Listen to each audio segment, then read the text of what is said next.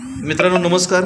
या ठिकाणी योगेश कदम कागलचे आहेत आणि त्यांचा या ठिकाणी 4G ॲनालायझर मशीनवरती एक रिपोर्ट आहे। आपण बघू शकता की 20 मेचा हा रिपोर्ट आहे आणि लिपिड प्रोफाईलमध्ये आपण ट्रायग्लिसराईड या ठिकाणी हाय दिसतं।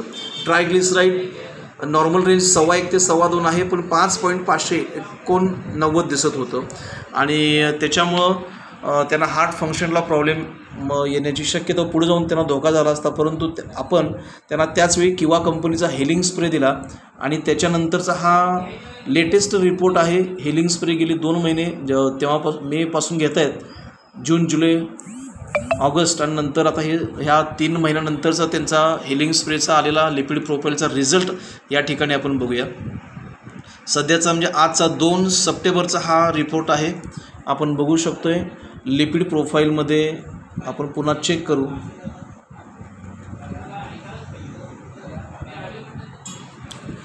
बघू शकतोय आपण योगेश कदम हा रिपोर्ट आहे आजचा, म्हणजे 2 सप्टेंबर 2024 आहे आणि इथं आपण बघू शकतो ट्रायग्लिसराईड जे आहे जे 5.5च्या आसपास होतं।